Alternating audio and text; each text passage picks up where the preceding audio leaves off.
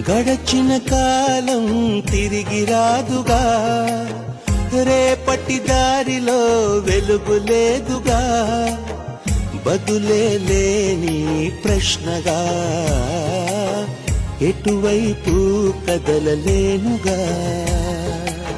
మనసేమో నిన్ను మరువలేదుగా, మరలా నిన్ను కలవలేదుగా, క్షణమో మరణం సాక్షిగా